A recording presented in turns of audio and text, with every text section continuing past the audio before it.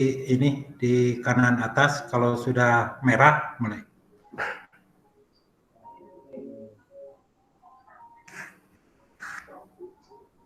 Silakan Pak Asep mulai. Baik, Assalamualaikum warahmatullahi wabarakatuh. Waalaikumsalam warahmatullahi wabarakatuh. Puji dan syukur kita panjatkan atas kehadirat Allah Subhanahu wa taala, di mana di sore yang berbahagia ini kita masih berkumpul di Google Meet ini dalam rangka menyelesaikan tugas di HT. Salawat beserta salam senantiasa kita curahkan kepada Nabi besar Nabi Muhammad SAW beserta keluarga dan sahabatnya, sehingga kita akan selalu istiqomah berada di jalan beliau hingga akhir hayat kita masing-masing. Baik, sebelum kita mendengarkan pemaparan materi yang akan disampaikan oleh Bapak Enjang, bagusnya kita buka acara ini dengan sama-sama melafazkan lafaz basmalah. Bismillahirrahmanirrahim. Baik, untuk selanjutnya mungkin dari rekan-rekan, mungkin dari Pak Zaini bisa menyampaikan ice breaking-nya. Silakan.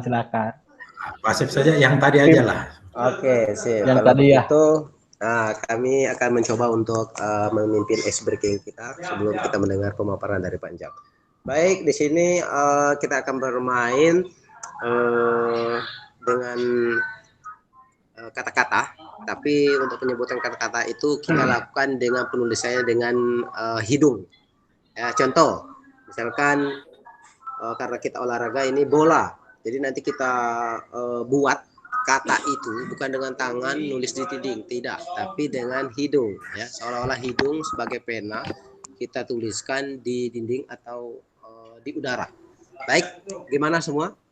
Mengerti maksudnya? Mengerti. Siap. Kita mulai dengan kata bola dulu. Jadi kita buat. Oke, 3, 2, 1, mulai. Bola. B. Boy. O. L. A. Bola. Oke, seperti itu lebih kurang. Oke, sekarang kita lihat bagaimana Pak Zeni untuk bisa menuliskan kata sepatu bola.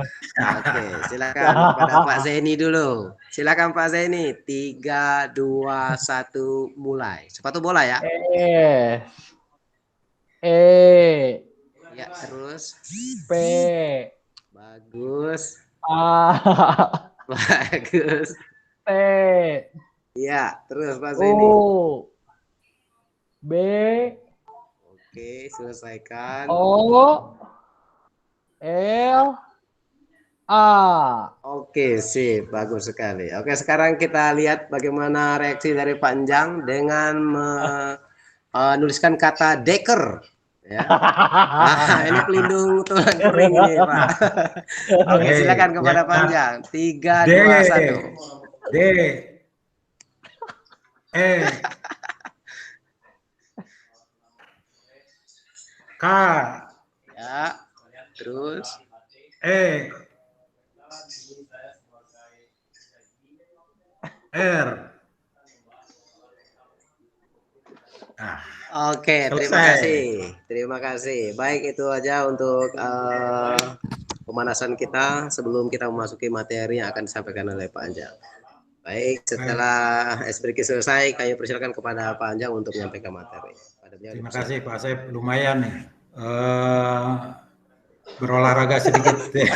Iya Pak, biar sehat. Kita mulai, kita tampilkan dulu presentasinya.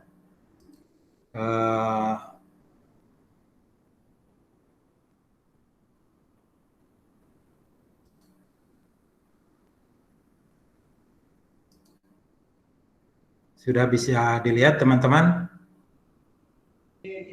Bisa Pak, bisa Pak. Oke, mulai dari dari materi hari ini adalah profil pelajar Pancasila, dimulai dari definisi profil pelajar Pancasila.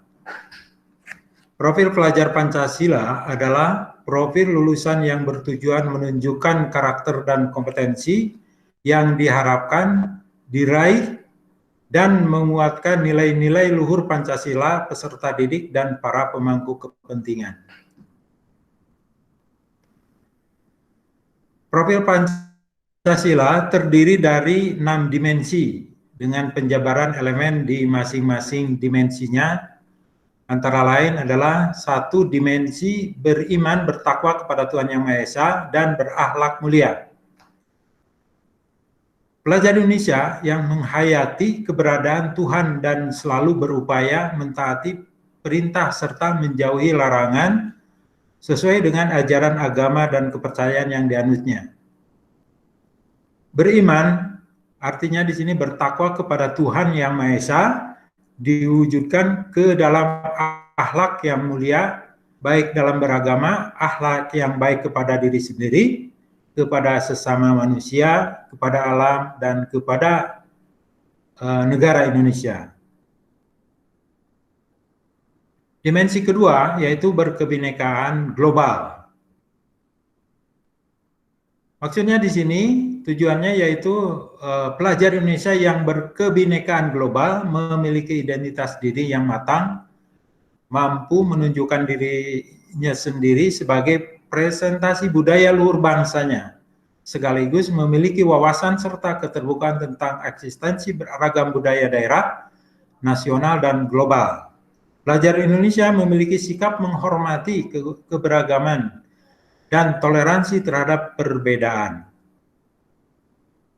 Untuk mencapai berkebinekaan global, pelajar Indonesia harus dapat mengenal dan menghargai budaya, dapat berkomunikasi dan berintegrasi antar budaya, berefleksi dan bertanggung jawab terhadap pengalaman kebinekaan serta berkeadilan sosial. Dimensi ketiga yaitu dimensi mandiri. Pelajar Indonesia memiliki prakarsa atas pengembangan dirinya, tercermin dalam kemampuan untuk bertanggung jawab, memiliki rencana strategis, melakukan tindakan dan merefleksikan proses dan hasil pengalamannya. Untuk itu pelajar Indonesia perlu memiliki kesadaran akan diri dan situasi yang diharapkan serta memiliki regulasi diri. Kemudian dimensi yang keempat yaitu dimensi gotong royong. Maksudnya di sini pelajar Indonesia memiliki kemampuan untuk melakukan kolaborasi dengan sukarela agar kegiatan yang dikerjakan dapat berjalan lancar dan mencapai tujuan untuk kebaikan bersama. Pelajar Indonesia selalu berusaha melihat kekuatan-kekuatan yang dimiliki setiap orang di sekitarnya yang dapat memberikan manfaat bersama, mencegah terjadinya konflik dan tidak memaksakan kehendak kepada orang lain. Hal yang harus dilakukan pelajar Indonesia untuk mewujudkan gotong royong adalah melakukan kolaborasi, memiliki kepedulian yang tinggi, dan berbagi dengan sesama. Dimensi yang kelima yaitu bernalar kritis. Maksudnya di sini adalah pelajar Indonesia yang bernalar kritis yaitu berpikir secara objektif, sistematik, dan saintifik dengan mempertimbangkan berbagai aspek berdasarkan data dan fakta yang mendukung sehingga dapat membuat keputusan yang tepat dan berkontribusi memecahkan masalah dalam kehidupan serta terbuka dengan penemuan baru. Untuk bernalar kritis, pelajar Indonesia perlu memperoleh dan memproses informasi serta gagasan dengan baik, lalu menganalisa dan mengevaluasinya, kemudian merefleksikan pemikiran dan proses berpikirnya. Dimensi keenam yaitu kreatif.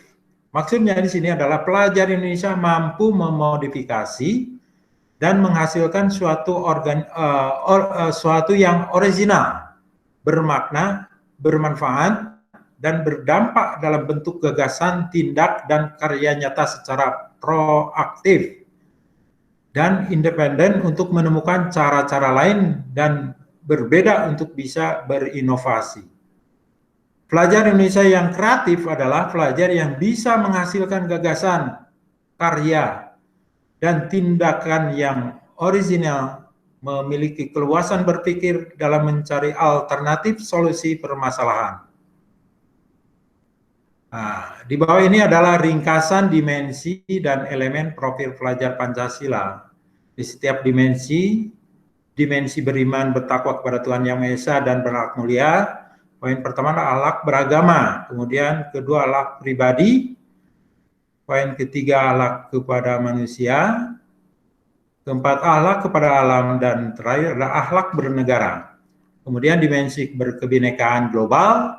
Poin pertama mengenal dan menghargai budaya, kemudian mengkomunikasi dan interaksi antar budaya. Poin ketiga refleksi dan tanggung jawab terhadap pengalaman kebinekaan, dan poin keempat adalah berkeadilan sosial. Dimensi gotong royong terdiri dari 3, yaitu kolaborasi, kepedulian, dan berbagi. Dimensi mandiri, poin pertama adalah pemahaman diri dan situasi, poin kedua adalah regulasi diri. Kemudian dimensi bernalar kritis, poin pertama memperoleh dan memproses informasi dan gagasan, kemudian yang kedua menganalisis dan mengevaluasi penalaran, kemudian yang ketiga merefleksi dan mengevaluasi pemikirannya sendiri. Kemudian dimensi yang terakhir yaitu dimensi kreatif, itu dari 3 poin. Poin pertama menghasilkan gagasan yang orisinal, kemudian yang kedua menghasilkan karya dan tindakan yang orisinal, kemudian yang ketiga memiliki keluasan berpikir dalam mencari alternatif solusi permasalahan. Kegunaan profil pelajar Pancasila yaitu berdasar tujuan pendidikan nasional dalam Undang-Undang Republik Indonesia Nomor 20 Tahun 2003 tentang Sistem Pendidikan Nasional Pasal 3, yaitu pendidikan diselenggarakan agar setiap individu dapat menjadi manusia yang beriman dan bertakwa kepada Tuhan Yang Maha Esa, berakhlak mulia, sehat, berilmu, cakap, kreatif, mandiri, dan menjadi warga negara yang demokratis serta bertanggung jawab. Ki Hajar Dewantara telah mengonstruksi visi pendidikan Indonesia yang penting untuk dijadikan acuan sistem pendidikan nasional. Kemudian kegunaan profil Pancasila yaitu merupakan upaya menerjemahkan tujuan dan visi pendidikan ke dalam format yang lebih mudah dipahami oleh seluruh pemangku kepentingan pendidikan. Kemudian rumusan profil Pancasila dibuat dengan tujuan sebagai kompas bagi pendidik dan pelajar Indonesia. Segala pembelajaran program dan kegiatan di satuan pendidikan bertujuan akhir kepada pelajar Pancasila. Terakhir, bagaimana profil Pancasila ditetapkan dalam pembelajaran dengan paradigma baru di program sekolah penggerak dan SMK Pusat Keunggulan berikut ini. Penerapan profil pelajar Pancasila di sekolah itu bisa melalui kegiatan intrakurikuler, kemudian kegiatan yang berbasis proyek, ekstrakurikuler, kemudian budaya sekolah. Profil pelajar Pancasila adalah karakter dan kemampuan yang dibangun dalam keseharian dan dihidupkan dalam diri setiap individu pelajar melalui budaya sekolah, pembelajaran intrakurikuler, kurikuler maupun ekstrakurikuler. Di dalam intrakurikuler, mata pelajaran kegiatan pengalaman belajar. Kemudian di dalam proyek, pembelajaran berbasis proyek kontekstual dan interaksi dengan lingkungan sekitar. Kemudian dalam ekstrakurikuler, itu di dalam kegiatan untuk mengembangkan minat dan bakat. Sedangkan di budaya sekolah, iklim sekolah, kebijakan, pola interaksi dan komunikasi, serta norma yang berlaku di sekolah. Proyek penguatan profil pelajar Pancasila, tahapan-tahapan dalam mengelola proyek penguatan profil Pancasila berlatar belakang. Poin pertama, penting bagi siswa pelajar lintas mata pelajaran berbasis proyek. Namun demikian, pembelajaran berbasis proyek saat ini belum menjadi kebiasaan di kebanyakan sekolah di Indonesia, sehingga perlu dukungan kebijakan pusat. Poin kedua, latar belakangnya yaitu proyek penguatan profil Pancasila adalah terjemahan dari pengurangan beban belajar di kelas intrakurikuler agar siswa memiliki lebih banyak kesempatan untuk belajar di setting yang berbeda. Kemudian poin yang ketiga adalah beban kerja guru perlu dipertahankan atau tidak dikurangi sehingga alokasi waktu satu mata pelajaran terbagi dua, yaitu intrakurikuler dan kokurikuler. Proyek Profil Pancasila adalah unit pembelajaran integrasi bukan tematik. Unit pembelajaran integrasi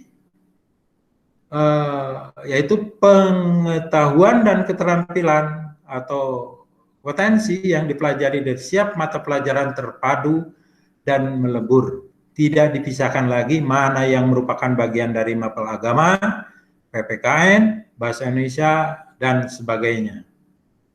Berikutnya, apa saja yang perlu disiapkan untuk dapat menerapkan proyek penguatan profil Pancasila?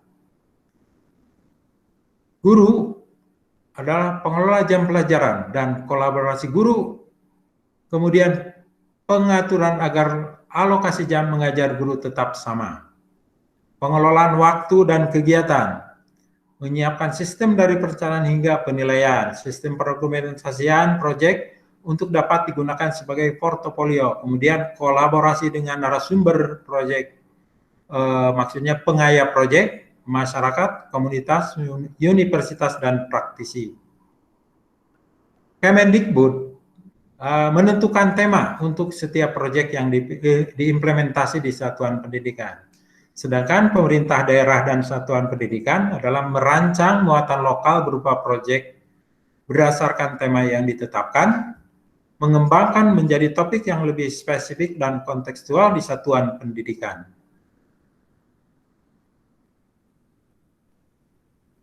Saya kira pemaparan untuk materi ini saya cukupkan sekian. Barangkali ada pertanyaan dari rekan-rekan.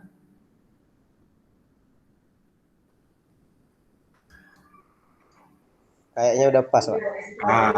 Kalau saya cukupkan, saya tutup saja dengan ucapan alhamdulillah, billahi taufik wal hidayah, wassalamualaikum warahmatullahi wabarakatuh. Waalaikumsalam warahmatullahi wabarakatuh.